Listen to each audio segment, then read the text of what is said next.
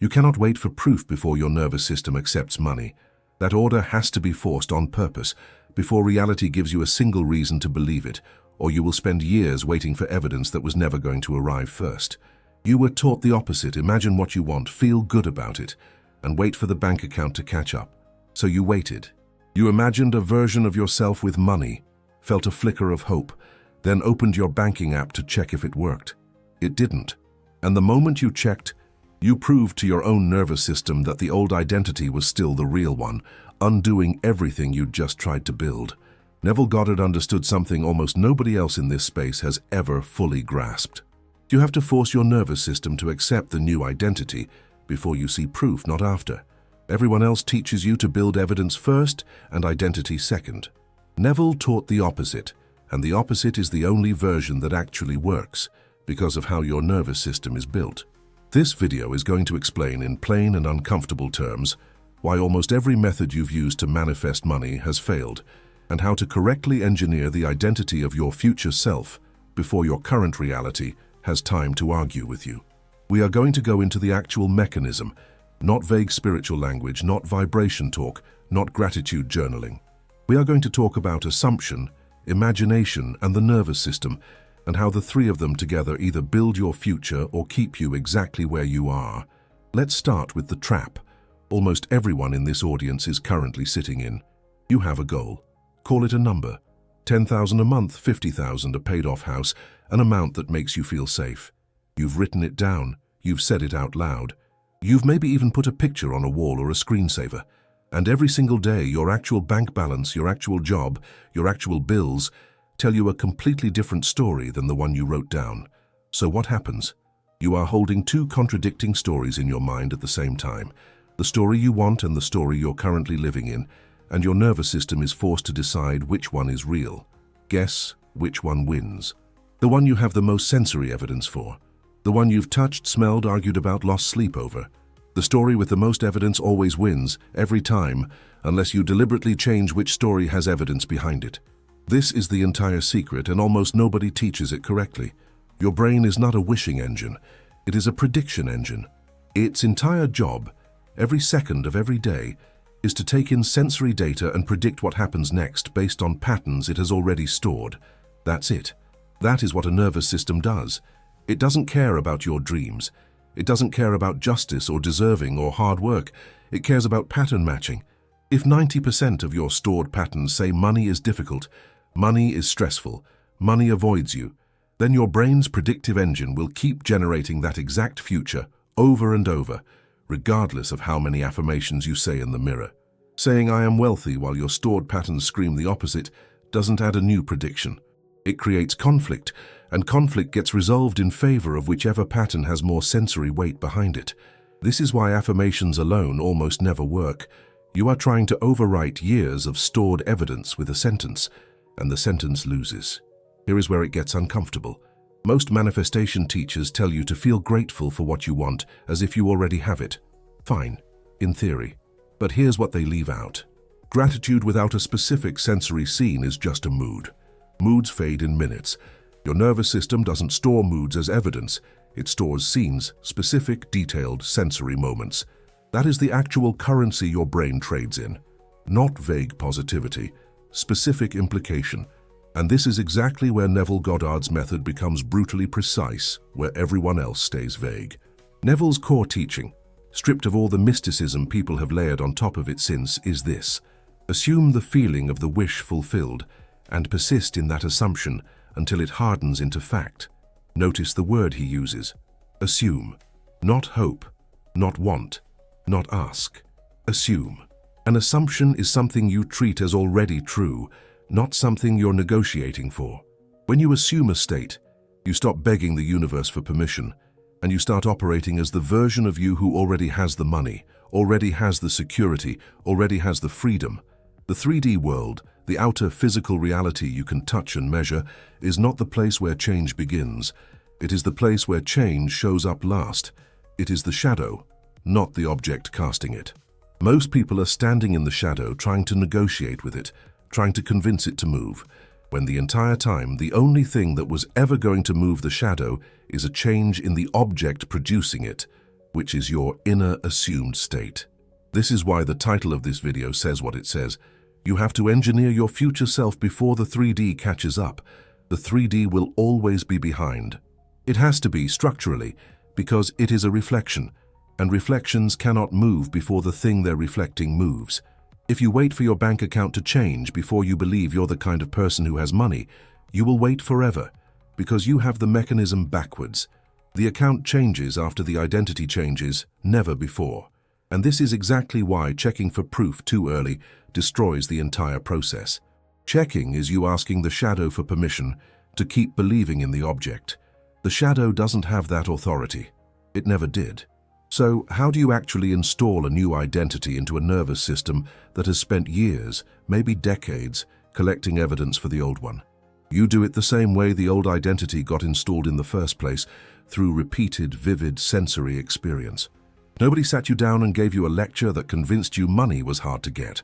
That belief got installed through hundreds of small sensory moments, a parent's tense voice near the mail, the feeling in your stomach seeing a bill, the specific tone of an argument about spending. Thousands of tiny scenes stacked over years built the identity you're currently running on autopilot, which means the way out is not more logic. Logic didn't put you here, and logic won't get you out. The way out is the same mechanism in reverse, deliberate scenes, imagined with enough sensory detail that your nervous system logs them as real experience, repeated until they outweigh the old evidence.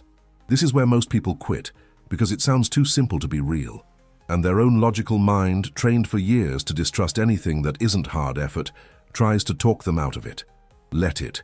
Your critical, logical faculty is not your friend in this process. It is the gatekeeper trained by your old identity to protect the old identity. Neville was specific about this too. He taught entering a state close to sleep, drowsy, relaxed, right at the edge of consciousness, specifically because that state quiets the logical gatekeeper enough for a new assumption to slip past it and reach the deeper automatic layer of the mind where real change is stored. This is not mystical fluff. This is why hypnosis, meditation, and deep relaxation all show measurable effects on belief and behavior in real clinical settings. The state matters as much as the content of what you're imagining. You cannot force a new identity into place using the same tense, alert, arguing mental state that's currently defending the old one. Let's talk about why rich people don't seem to struggle with this the way broke people do, because this comparison matters, and almost nobody says it directly. Someone who grew up around money, or who spent years functioning inside wealthy circles, is not smarter than you, and is very often not working harder than you. What they have is years of accumulated sensory evidence that money moves easily, that opportunities show up, that a bad month is temporary. Their nervous system runs a completely different prediction engine, not because they're superior, but because their stored scenes are different than yours. When they think about a new investment or a new deal, there's no internal argument, no clenched stomach, no rehearsal of worst-case scenarios because their evidence bank doesn't contain that data. Meanwhile, someone who has spent years in scarcity has an evidence bank stacked against every new opportunity, so even when money shows up, their nervous system treats it as an anomaly to be resolved back to baseline, not a new normal to expect. This is why lottery winners so often end up broke again within a few years. The external number changed. The internal identity, the actual prediction engine, never did. And prediction engines always win in the end, every single time until you deliberately retrain them. So here's the actual method, and I want you to treat this as a set of instructions, not inspiration. First, choose one small, specific scene that implies the wish is already fulfilled, not the giant end goal itself. Not "I am rich," which is too vague for your nervous system to log as a sensory memory, but something small and specific, signing for something that used to feel like a stretch and not feeling a thing, or a casual text from someone congratulating you on a deal closing. Small, specific sensory. The scene needs to be something you could believably have experienced, not a fantasy sequence with no anchor in your actual life. Second, go to that drowsy state before sleep or right upon waking, when your logical gatekeeper is naturally at its weakest. This is not optional. This is the delivery mechanism. Trying to do this fully alert mid-afternoon, thinking hard about it, mostly just engages the analytical mind and keeps the scene as a thought instead of an experience. Third, Replay the scene briefly, with as much sensory detail as you can hold.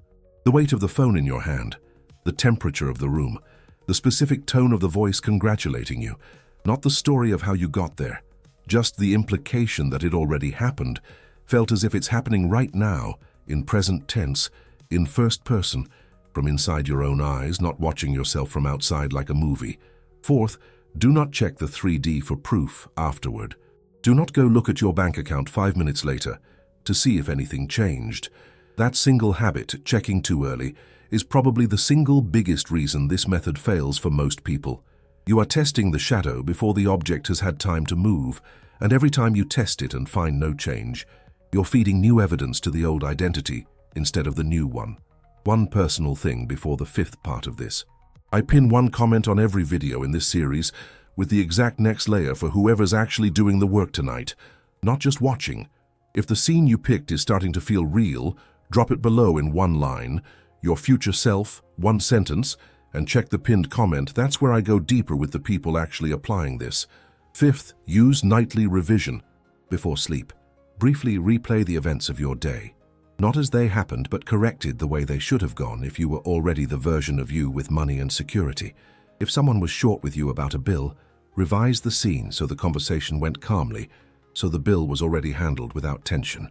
This matters more than people realize, because your nervous system doesn't heavily distinguish between a freshly lived memory and a freshly revised one, especially right before sleep when consolidation is happening. You're literally editing which version of the day gets filed away as evidence. Now let's talk about the mistakes that quietly sabotage almost everyone who tries this. The first is begging energy disguised as manifestation. There's a specific inner tone to asking versus assuming, and your nervous system can tell the difference, even if your words sound identical. Please let this work, is asking. This is already handled, is assuming. If you notice yourself pleading, even quietly, you're still operating from the old identity, hoping the new one will rescue you instead of occupying the new one directly. The second mistake is talking about your goal with people who will question it. Every time you explain your specific number or your specific plan to someone who reacts with doubt, you are handing your nervous system a fresh, vivid, sensory memory of doubt attached directly to your goal. Their skepticism becomes your evidence. Protect the assumption the way you'd protect anything fragile early in its formation. Silence isn't secrecy for the sake of drama. It's protecting an unformed identity from contamination. The third mistake is affirming out loud while your body still feels the old lack. Saying wealthy words in a tense, anxious body is not the same as assuming a wealthy state. Your nervous system reads the body first and the words second. If there's a mismatch, the body wins. This is exactly why the drowsy, relaxed state matters so much. It's the only state where your body isn't simultaneously broadcasting the old evidence while your mind tries to install the new one. The fourth mistake, and this is the biggest one, is waiting to feel ready before you decide who you are. There is no future moment where you'll suddenly feel like a wealthy, secure person as a result of external proof. That feeling has to come first, generated deliberately through assumption, and the external proof follows behind it on its own timeline, which is almost always different from the timeline your logical mind wants. That's the foundation. In the next part, we're going into exactly what to do when this doesn't seem to be working, the specific scenes that work best for money, and the exact moment you'll know the identity has actually taken hold before the 3D shows a single shred of proof. Let's deal with the objection I already know is sitting in your head right now. I tried imagining a scene and nothing happened. I want you to sit with how that sentence is built, because the sentence itself reveals the problem. Nothing happened. According to what measurement? Checked how soon? Compared against what timeline?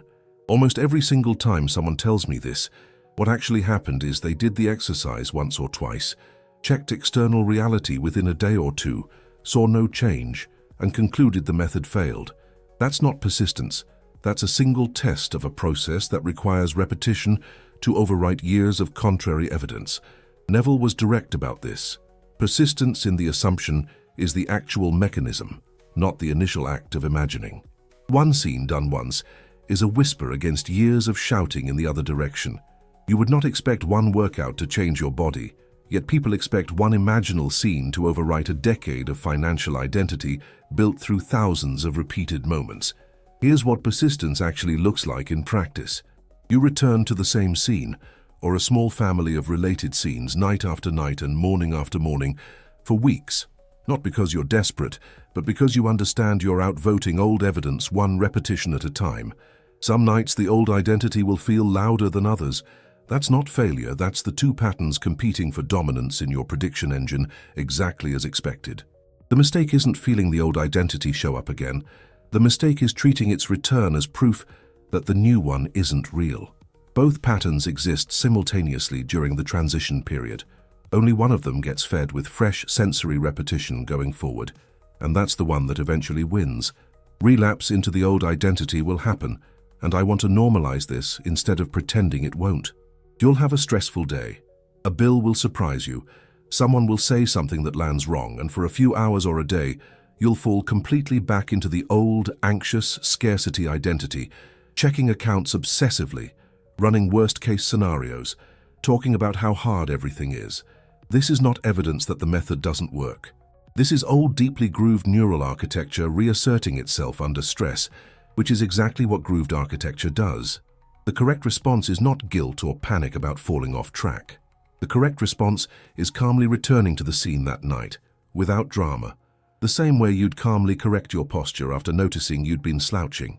No emergency, just correction.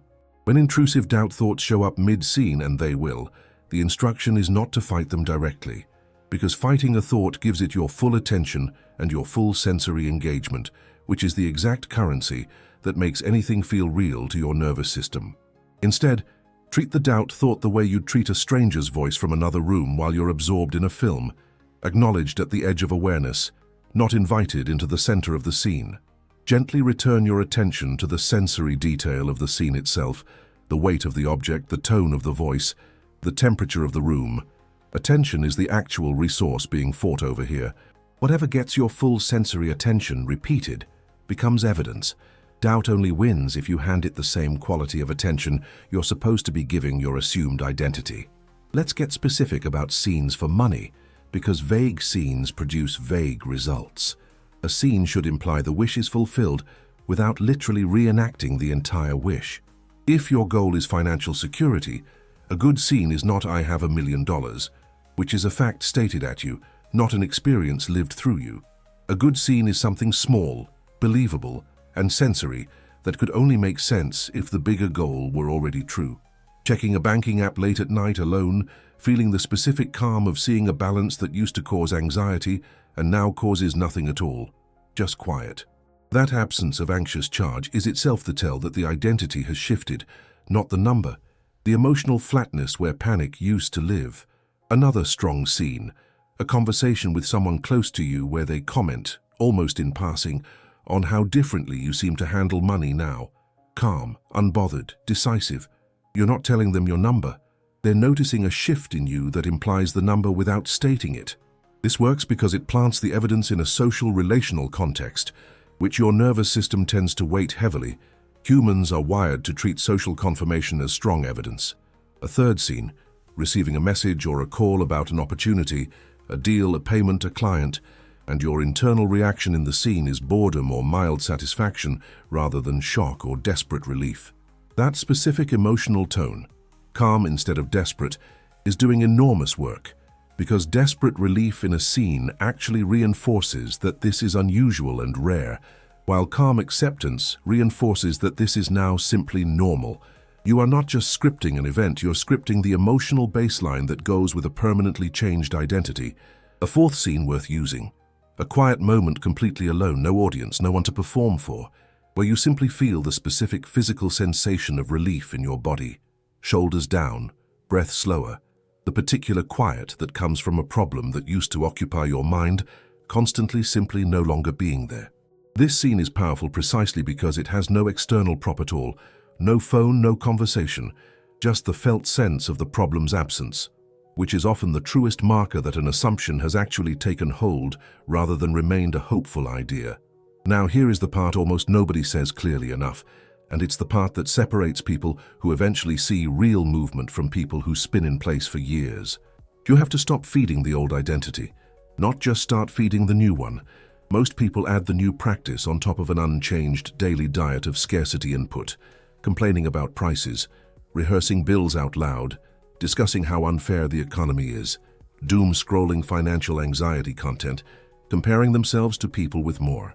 You cannot install a new prediction engine while continuously feeding the old one fresh sensory evidence all day long. This is not about toxic positivity or pretending bills don't exist. It's about recognizing that every complaint spoken with real feeling is a small deposit into the account you're trying to close. Starve that account. Stop narrating lack out loud. Stop rehearsing the story of what you can't afford. Every time you catch yourself mid-complaint, that's a decision point, not a personality trait you're stuck with. This is also why the people around you matter more than most manifestation content admits. If you're constantly around people who need you to stay in the scarcity identity so they don't feel alone in theirs, you will feel real pressure to keep performing the old evidence just to maintain the relationship. You don't need to announce a change or convince anyone. You simply stop volunteering the scarcity performance and let your calm, quiet consistency do the work silently. There's one more piece of the daily method I haven't given you yet, and it's the one that runs quietly in the background of every hour you're awake, not just the few minutes before sleep. Pay attention to your own I am statements today, out loud and silent. I am so broke this month. I'm always the one who gets the bad deal. I am terrible with money. Every single one of these is not a complaint, it's a direct command issued to your own nervous system in first person, present tense, which is the exact grammar your prediction engine treats as highest priority instruction. You wouldn't hand a loaded command to a system that executes exactly what it's told, and then act surprised when it executes it. Yet that's exactly what happens dozens of times a day, on autopilot, in language so casual you don't even register it as a statement of identity. The correction here isn't complicated, it's just relentless. The instant you catch an I am statement that contradicts the identity you're installing, stop mid-sentence if you have to, and restate it. Not a forced hollow opposite, just a quieter, truer correction. I am figuring this out instead of I am terrible with money. I am someone things are starting to work out for instead of I am always the one who gets the bad deal. You are not lying to yourself. You are refusing to keep narrating the old evidence as if it's a permanent verdict instead of a temporary, outdated pattern. Now let's deal directly with the objection that's probably loudest for a good portion of people watching this. I don't have months. I need money now, this month, for rent, for a bill, for something real and urgent. I'm not going to insult you by pretending urgency isn't real. But I want you to notice something about the state urgency puts you in, because it matters more than the deadline itself.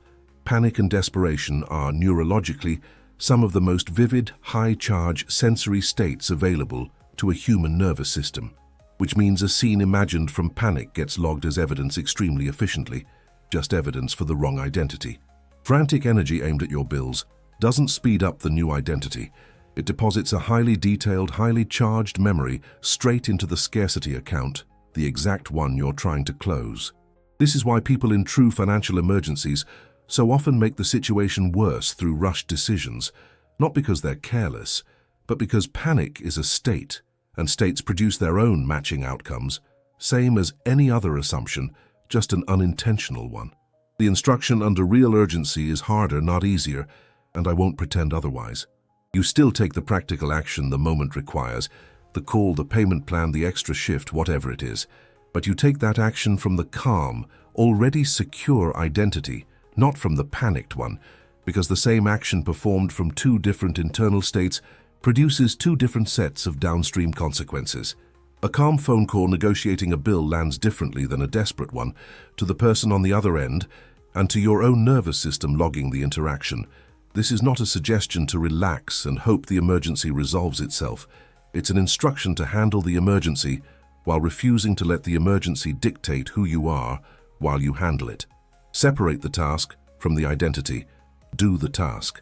Assign the identity yourself deliberately instead of letting the crisis assign it for you. People also ask how long this actually takes, and I'd rather give you an honest answer than a comfortable one. There is no fixed number of days, no matter what any guide promises you. What determines the timeline is not how badly you want it. It's how consistently you starve the old identity while feeding the new one, and how quickly you stop demanding proof as a condition for continuing. Some shifts show up in days, small ones, a bill that doesn't spike your heart rate the way it used to. Others take months to fully outpicture, especially when the gap between where you are and where you're assuming yourself to be is large. Impatience itself is just another old identity habit. The same nervous system that needed quick relief from scarcity now wants quick relief from uncertainty, and it will try to convince you that a few weeks of effort should have produced a finished result. Neville himself lived this the hard way for years before his own assumptions outpictured into the life he taught from. The size of the gap was never the obstacle.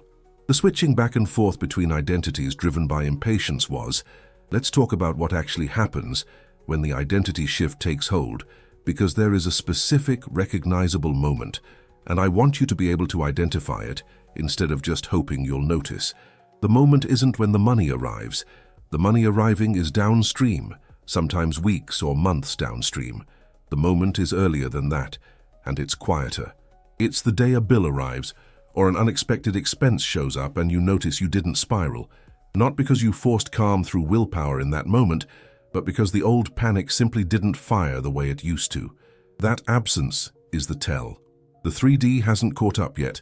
Nothing external has changed, but the internal prediction engine has already shifted, and the outer evidence is now simply a matter of time working through its own delay. This is the order almost everyone gets backwards, and it's worth repeating clearly one more time before we close. Identity first, evidence second, always. No exceptions, no matter how much your logical mind wants to negotiate a shortcut.